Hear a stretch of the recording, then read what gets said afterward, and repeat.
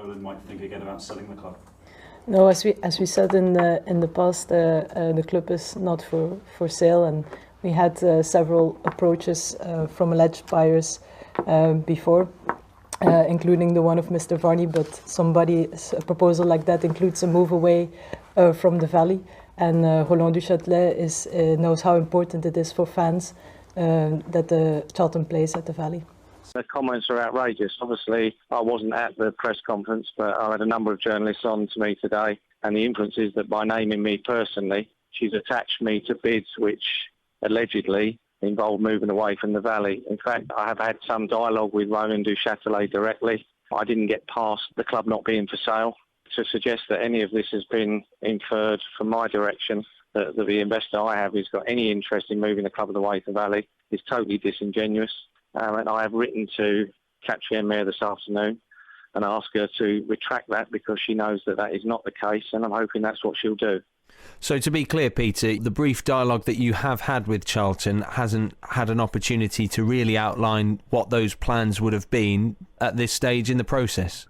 No, I've offered now, I think, on 4 occasions to take the investor under confidentiality for obvious reasons, on at least 4 occasions. The latest, which was roughly 3 to 4 weeks ago, was met with the fact that the club is not for sale. So to suggest there's been any discussions about the club being moved or anything like that, which would be ridiculous in the current position that the club finds itself, the absolute priority is to invest in the squad to get the club back out of League One and back into the Championship, and anything other than that is a complete distraction away. There's no intention now, and there's no intention in the future to move it away from what is a very well-equipped stadium. It was a stadium that housed Premier League football for many years, and the club doesn't need to be moved away. It's got far more issues to deal with than that.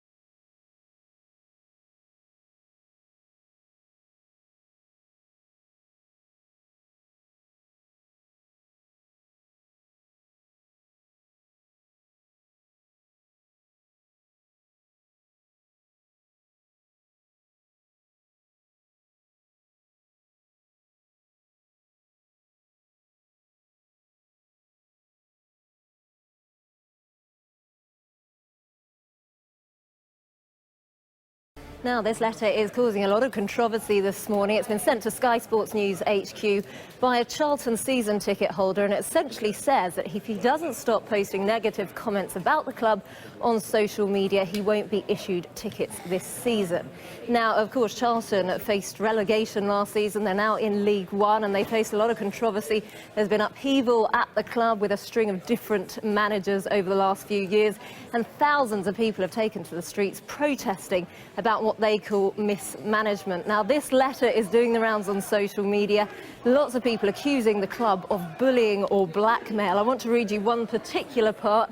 It says, "I need to advise you that your season ticket will be conditional and subject to you signing an agreed behavioural contract, and that will mean you have to refrain from posting derogatory or inflammatory comments about the club." Now, the supporter has told me he attended a meeting at the club earlier on this week. He wasn't made to sign any contract, but he has been told that his behaviour will be monitored.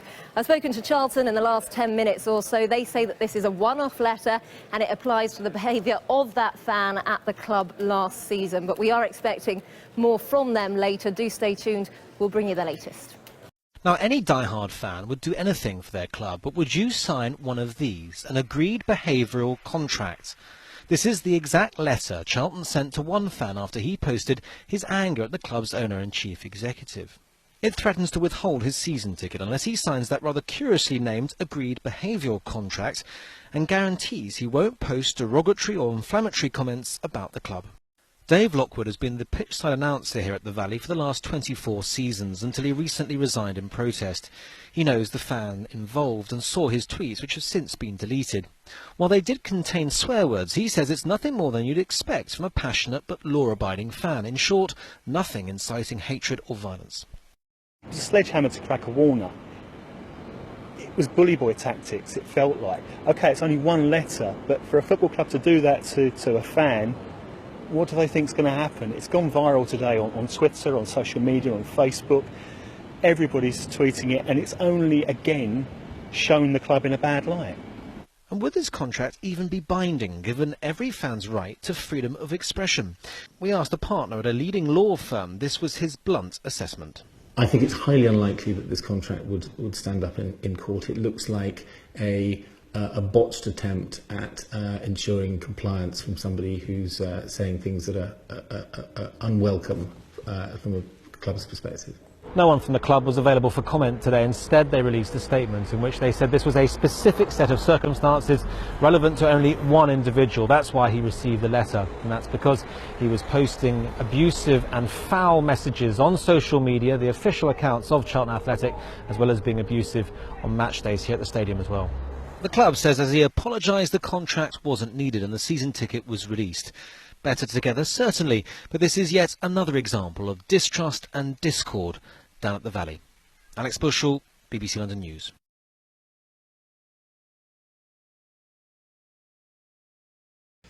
I want to talk Charlton, Alan Kirbishley, a club you know very, very well. Very difficult start for Russell Slade there. Absolutely. I mean, Russell's an experienced manager, especially in the lower leagues, and I was quite infused by him going in there because I think that they needed someone of that sort of stature to try and turn this club around. I read somewhere that the players said it was a normal pre-season for once, you know. So I think that hopefully they're all trying to pull in the same direction, but it's still getting the PR that's coming out is like this week with the well, fans. On that, the relationship between the club and the fans, what you allude to there, this story where the club have met with a fan to discuss that fan's behaviour both at the ground and on social media before saying, yes, we will renew your season ticket. So it's a rocky relationship still. Yeah, of course it is. I think that until that is resolved, I think it's very difficult for the players at the moment to play at the Valley. You know, the atmosphere ain't what it should be. And they've got to come together at some stage, but it looks as if they're miles apart still. What's it going to take for the fans' fury, we all know the reason, what's it going to take for that to soften? For the owner to sell. That's what they want. That's what the majority of the fans seem to want. That they want the only solution, that they will come back. You know, I don't think there was a very big crowd there today, and I think the fans will come back if they see new owner with a different direction.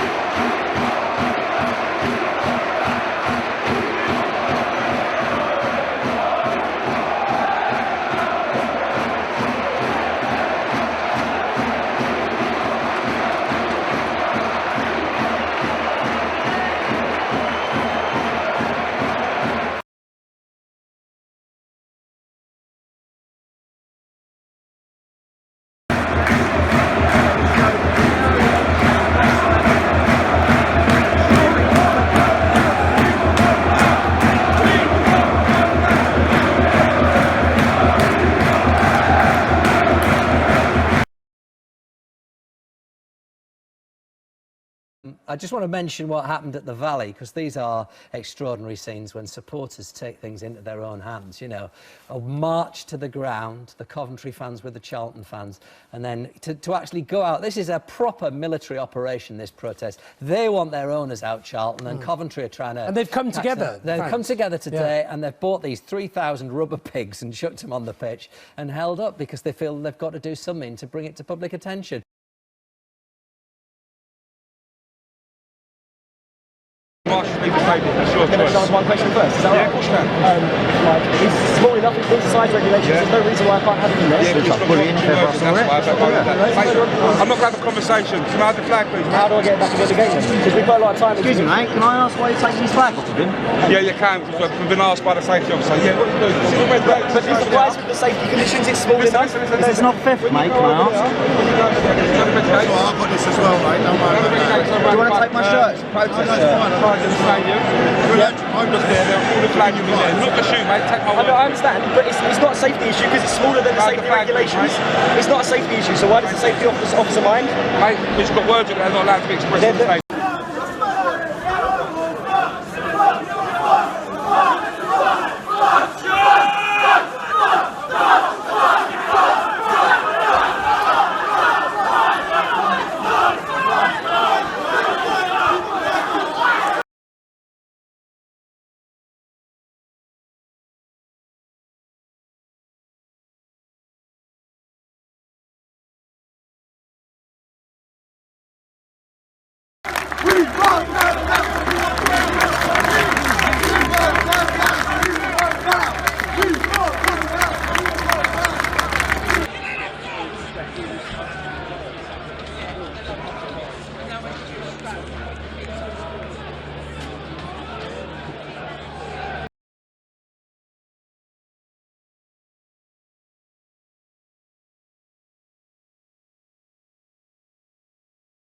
Chief Executive Katrin Meyer joins Danny, Dean and myself in studio this morning. Katrin, good morning to you first of all, and thanks for coming in. Many fans say that Du Châtelet is clueless and that you're out your depth. Are you? Good morning and thanks for having me. If I was, I wouldn't still be at the club and I wouldn't be sitting in front of you today, I think. But Katrin, I was talking to a lot of fans. You saw me at Gillingham. I was talking to you at the weekend. They're saying to me that Du Châtelet himself has appointed a series of little-known managers, all of whom have been a disaster. He's an engineer. He's a politician in Belgium as well, isn't he? So he's a very well-respected man, and yet he's made all these appointments that have plummeted Charlton into this mess. The fans say this guy doesn't know what he's doing. I think I understand the fans' frustrations, in particular with all the managerial appointments. I think when we took over, we appointed most of the managers that we appointed were managers which had no experience in the English game or were Belgian or either linked with Belgian, and so there are obviously some question marks around that. And we did well, apart from last season, basically, when we got relegated, and we paid a high price for those kind of choices. But I cannot stress enough that we turned the corner this summer. We realized where we went wrong the last couple of seasons, and that's why we appointed Russell Slade as the manager who's well experienced in League One, and this is the way forward for us from now on. The owner, I think what you're saying, his intention is honourable and actually wants the club to move forward. Mm-hmm. So he's going to stay, Katrin? Yes. No matter what. And because he stays, you stay. He's not tempted to sell. I know you have had offers of late. Is he tempted to sell? No, we haven't had offers, to be clear, but the club is also not for sale. There are always people that would be interested in acquiring a club in London, but so far nothing concrete, and also the club is not for sale, so that's quite simple. Charlton lost 4,000 season ticket holders in the summer, as we understand it. The largest year-on-year percentage reduction in the history of the club. Why does that surprise you, in spite of all the efforts you're making behind the scenes? And how on earth are you going to get those fans back? Yes, obviously it's very it's not ideal situation, and when relegation comes, it's hard to convince the fans to come back. And one of the main things, the strategy that we did from the start is make one of the key philosophies of the owners, make football affordable for everybody. So I think for the last 2 years we had the most affordable season ticket in the entire football league. Our season ticket starts now at £175, which is a very good value for League One club, and especially in London. So we want to continue to make football affordable for everybody. We reach out to the local schools, the local community. So that's one strand. And obviously the most important part, and that's probably what you're asking me, is about the retention and increasing the fan base and getting those fans that are lapsed season ticket holders, get them back. And it's a commitment from myself. I'm meeting all the fans groups ahead of home games. I'm inviting them for a Q&A, an open and honest, frank conversation is how we can make things better again. I think one of the mistakes we made is that we haven't utilized the knowledge and passion that fans have for this club, and Charlton is very unique in the sense is next year we're celebrating 25th anniversary back to the Valley, and everybody who's aware of Charlton history knows that fans played a key role in getting the club back to the Valley, and that's why using their knowledge and their passion, we should do it more. And we will continue to meet with them. We have several platforms where we engage. We're developing a new website. They're involved in the new design of that. And yesterday we announced a new kit deal with Hummel. And fans will have the opportunity to design their kit for next season with the nice touch of the 25th anniversary back to the Valley. So all that sounds great, but is the damage not already done with Du Châtelet himself appointing so many poor, mediocre managers, which in a sense has landed you in the position you're in now? Yeah, but that's the past, and we're here today, and we have to look forward. So, but I'm trying to get the fans on side with you, and this is why they're so embittered towards him. Mm-hmm. Well, I'm determined to make this work, and I invited even the people from Carter protesters to meet with me and to see how we can solve this, because a war, if we can refer to this as a war, is solved with talking to each other, and the door is always, they refuse, but the door is always open, and they know that, and I hope at some point they will come around.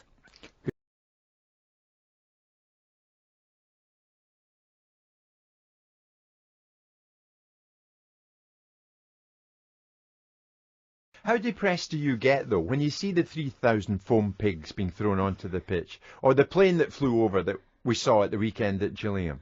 It must get you down. There was, as I understand it, a letter of resignation, a forged letter of resignation, a forged signature of yours, was handed into Company's House. You hadn't resigned. Mm-hmm. I mean, this must get you down. It must depress you enormously. Well, obviously you had that, and you had fans visiting my parents' house in Belgium, and those, I can distinguish that those were actions by certain individuals that crossed the line, but I understand the fans' protest, the throwing of the pigs and the plane.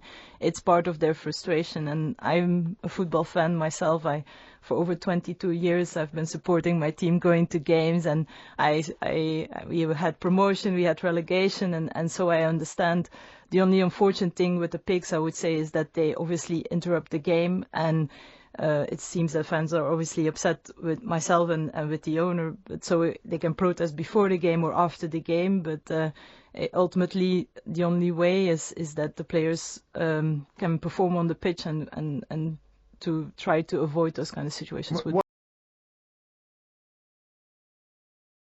I mean, one of my first decisions when I joined the club is make the space available in the stadium rent-free for the fans to have their museum. And I think a couple of months later, the museum was up and running by the fans, and I fully support that.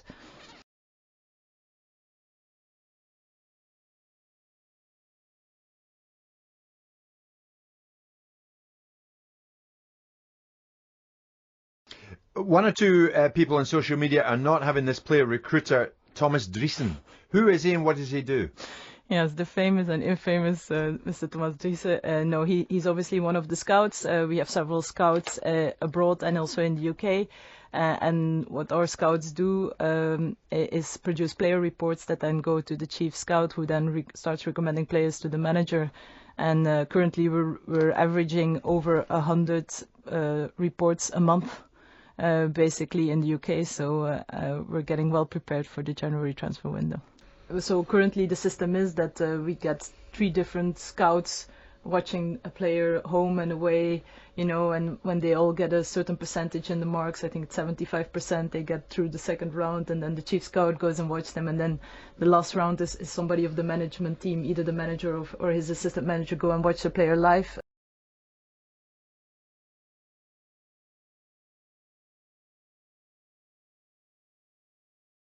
Does this fans' backlash, has it caused you many sleepless nights, Catherine?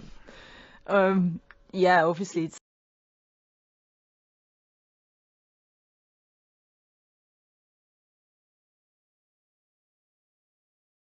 Is he the best man for the club? Yes.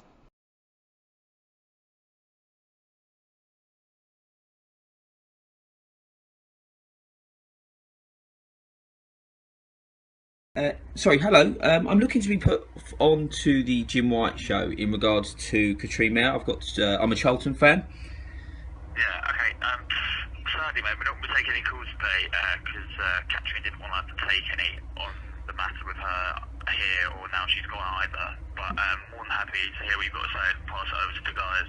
No, that's fine. I mean, I would like to go on air. I just think it's quite unfair that you allow her to come on and have her say, yet Charlton fans can't respond to her lies. Okay, well, that's obviously her wishes, so right. I mean, we have to kind of respect them because she's come into the show today, come into the studio. We always have time for Charlton fans. I mean, Jim's shown that by going to the Gillingham game. Listen. This is fine. No worries. Thanks anyway. Bye.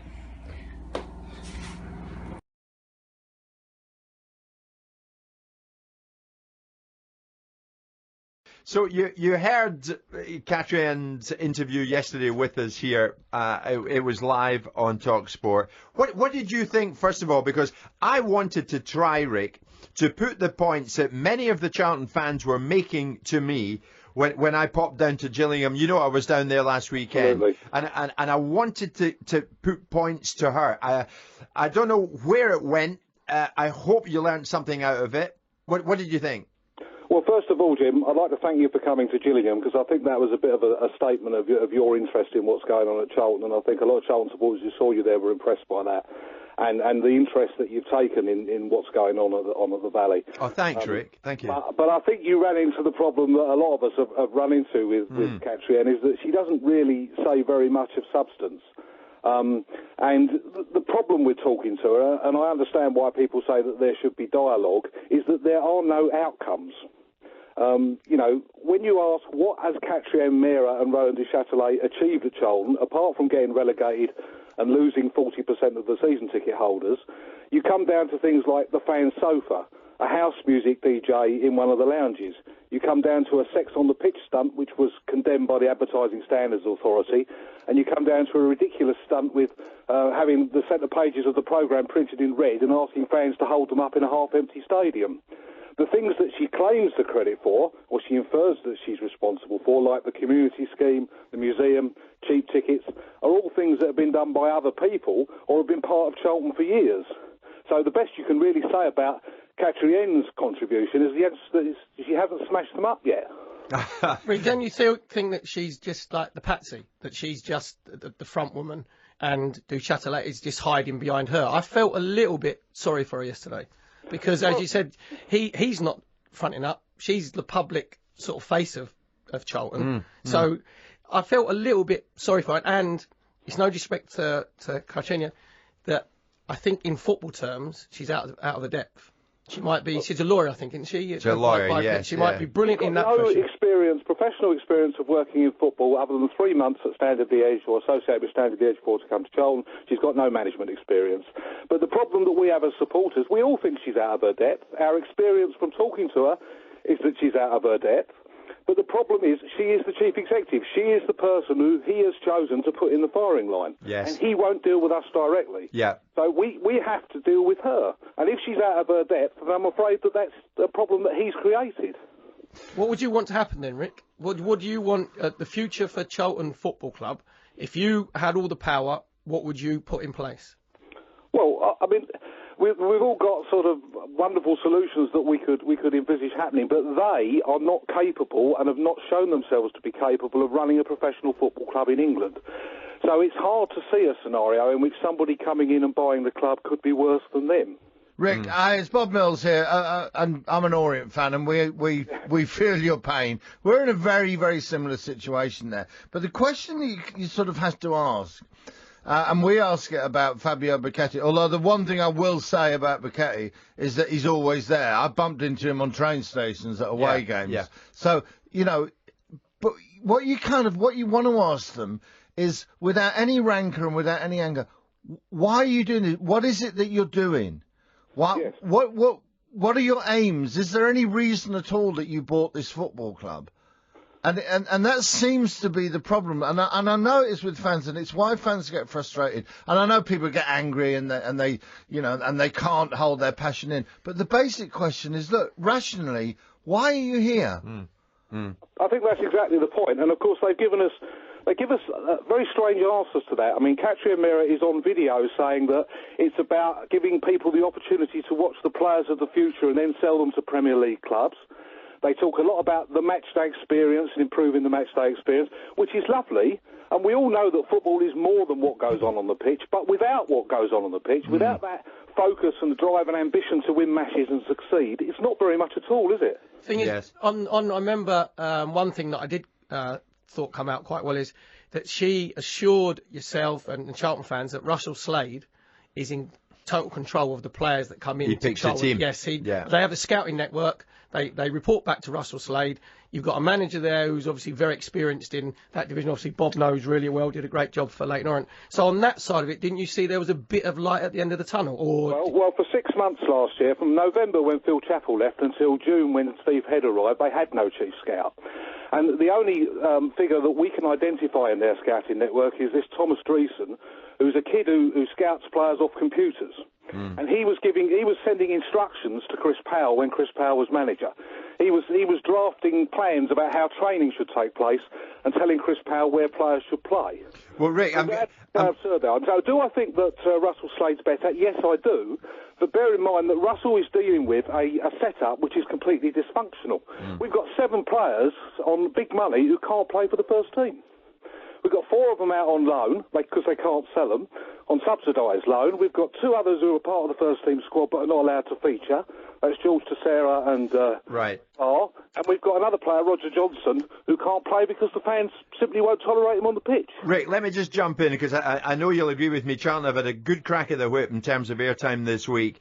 Yeah. I'll let you have the last word, Rick, and you deserve to have the last word. What else are you going to do in terms of protest to get Du Châtelet to decide to quit and move on? We're going to continue to make protests that are effective. And I hear what Katrian says about, not interrupting the match. But the truth is, of course, they'd like protests which they can ignore. But what people need to understand is this is a bit like the Berlin Wall in the 1980s. If you'd have said to the East Germans in the 1980s, if we protest a bit more, will you knock the Berlin Wall down? Of course they would have said it wasn't going to happen. These things suddenly change. So we will carry on doing what we're doing as long as we've got the support of the Charlton fans, because it's not about a few individuals. We have to have mass support and demonstrate that. That's why we protest in the way that we do. We will continue until they're gone. OK, Rick, let's hope the team can do it for you this weekend. Rick, thanks for joining us. Thanks, Rick. Guys.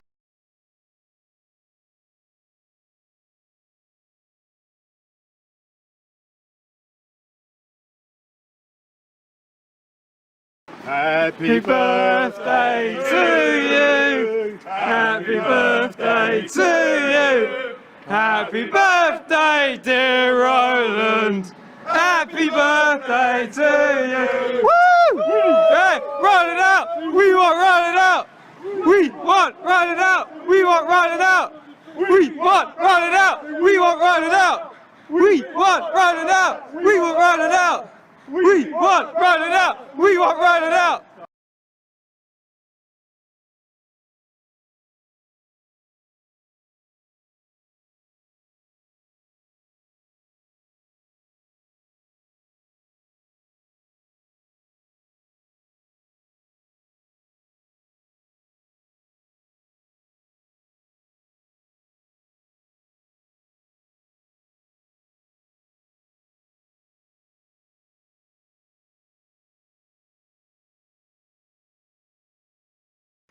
I attempted to get in touch with Roland Duchâtelet, the controversial Belgian owner.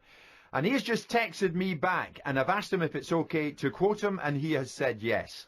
So this is Duchâtelet just a couple of minutes ago to me here in London. Duchâtelet says this: I'm in Paris currently. Catherine Meyer may have told you I have other things to care for. She knows more than I do on the matter that you seek to cover. Regards, Roland. So I said, can I quote you on that, Roland? Yes, you can. And I asked him, Roland, do the protests by the fans not bother you? What message can you give to those fans? And Roland Duchâtelet has texted this: these protests have nothing to do with reason. Therefore, whatever we do or say, the core actors within that group will always criticise. 7 managers. Wow. 7 managers. That's what the problem is. 7 managers since 2011. And he is calling this the protesters of Actors. Charlton. There's no reason. Actors. That's quite explosive. There's no reason. So for the first time there that we've heard from Roland Duchâtelet, Alan Davis is a Charlton fan who is in Belgium. I don't know. Do we have Alan at the moment, guys? Are we good? Yeah, we do. Alan, I hope you've heard me at this end. What do you think of what we've heard from Duchâtelet? Yes, Jim. Well, good morning, first of all. I'm live from the taxi, just in northern France on our way back from Belgium. And it's nice that Roland's deigned to talk to Charlton fans, even indirectly, which is a first. But the fact of the matter is, nobody are actors out here. We've got a mixture of people aged between 19 and 68 on this trip. There's men and there's women. They're all long-standing Charlton fans. I went to my first match in 1961. We are as genuine as they come. And who is the fake here is Duchâtelet himself. He sets himself up as an owner of a football club. He's got zero interest in us. He's got zero interest in really answering your questions. He leaves everything to Catherine Meyer, and you've experienced yourself. She's plausible when you speak to her face to face, but when it comes down to the reality, it doesn't match up with the rhetoric. And that's exactly what you find out. It's exactly what we know. And he really ought to just sell up and go. It's one thing getting rid of Russell Slade. No manager will succeed under this regime because they're toxic. And if he doesn't sell up and go, it's going to get more trouble, more of the same. And it won't be acting, it'll be reality. So the protests are going to continue, Alan. Did you try to get in front of Mr. Duchâtelet on this trip? We didn't expect to meet him face to face, although we were prepared for that, Jim, if we had the opportunity. No, what we wanted to do was to highlight to the things that matter in his world what we think of him. So we targeted his football life, his political life, and his business world. And that's why we went to St. Truden, Brussels, and then this morning we were at his company headquarters in Ypres to demonstrate to the people there what we think of him. A lot of the people in St. Truden agreed with us, for sure. They wanted us to bring Roland back with us in the taxi so that they didn't have to put up with him any longer. And that kind of sums up. It's not just Charlton fans that are sick of him. It's football people across the world. I don't think he would have fancied that trip. Darren? Alan, I'm looking at the list of the managers, and what strikes me most is the length of time that they've been in. Carol Frey, October 2015 to January 2016. Jose Riga, January 2016 to May 2016. None of these guys get more than a few months at a time. And yet, that phrase does stick in my head. Core actors that Duchâtelet has described you. Is there a middle ground here? Is there something he is saying you're not getting behind the team? You are using all of your energy to protest against what he's doing. You're obviously, as you've articulated, very unhappy with him. Is there a middle ground? Is there a way that you guys can sit down and maybe, or maybe even just you guys take a back seat and allow the manager and the club to kind of maybe just have a clear run at it? I mean, I know it's been a disaster so far, but something's got to give because you guys are so pitted, so ferociously against each other. Yeah, look, we were in the back seat for the first couple of months of the season. We put a moratorium on our protests. We welcomed Russell Slade. We gave him every opportunity to succeed. We wanted him to succeed. We love our club and we don't want it to be failing. But the fact of the matter is, with the kind of rotten to the core infrastructure that permeates that club, from Duchâtelet and Meyer through Tony Kiane, their chief operating officer, the whole place doesn't work, and it won't work while he's still there. So from my point of view and from Card's point of view, the position with Du Châtelet is irretrievable. They have to go. Alan, just in those two tweets that I received from Mr. Du Châtelet, I'm just picking through the bones of the first one, and he does say, I have other things to care for. So that was in the first one. But it's the second one. These protests have nothing to do with reason. So he thinks you're being unreasonable. Therefore, he says, whatever we do or say, the core actors within that group will always criticise. So he thinks you're being unreasonable, Alan. Jim, I think the world of football can see what's going on. Us Charlton fans are emotionally involved. We feel badly about what's going on in our club, and of course we can perceive that negatively. But the whole football world, including your own show, is holding Du Châtelet up for ridicule. It is patently obvious that they're incapable of running a football club properly. So don't be too surprised when Charlton fans point that out to them. Alan, it's obvious, looking at this list in front of me, there is no plan whatsoever to getting the club back to where they should be. There's no plan. It's just making it up by the day. They're reeling from one problem to the other. And I just pity whoever else is going to come in and try and take this shambles of an organisation forward. Alan, do you not have a degree? It won't be because of the fans. Do you not have a degree of sympathy though for Catherine Maher, because it seems she's been just dropped in it by Du Châtelet and told to get on with it? I mean, when she was on our show, she even said that Russell Slade he was going to be around for a little while yet, and that he was a man very much to get the players doing a job for him. This is what she said. So Alan, it's not coming together. You seem to be getting further and further away from the club as a result. I hope you're not falling out of love with the club that you support. So what now? Presumably the protests will go on. I mean, who do you want in charge? Well, the only view we have on whoever the new manager or head coach is going to be is that we pity the poor soul, because whatever they have to put up with, it just makes it untenable for them to succeed. What next from our point of view? We'll get behind the team as much as we can. We love our club. That will never change. But we're going to fight the regime. We're going to make it too difficult for them to stick around. Now, the fact of the matter is that Du Châtelet says that we only represent 1.5% of his business interests. I don't think we even get 1.5% of his respect and attention as an organisation. That's why it fouls. Catherine Maher is not experienced in football, although she's got some scars now, but she's not really managed anything. She's a lawyer. She's been catapulted in here. She's not equipped to do the job. The whole place is just reeling from one crisis to another. Alan, okay. do you know what? Capable of doing anything more. Alan, do you know what I thought had happened? Because I was sat here when she came in. I thought they'd employed Russell Slade as an advisor. Right, what do we need to do to get Charlton back to... And it's a reasonable amount to ask. Give us a plan, Russell. We obviously don't understand football like you, and at this level, so give us the plan. So Russell, I guarantee you, would have sat there and said, right, what we need to do, we need to get the playing budget to there, we need to get these players out, we need to get these players in, you need to bear with me when we're losing, when we're trying to get things sorted, we need to get into the youth team and the under-18 team and get some players coming through there as well, so we don't have to go out and buy players, and get that going. And he would have put a plan in place. But they'd probably all done it. All these managers would have done it. But the minute you lose a couple of games, you're gone. You're gone. And you know what's quite interesting? They're not listening. Just on the back of that, Jim, very quickly, if you look at Chris Powell, they started with January to March, January to 2011 to March 2014.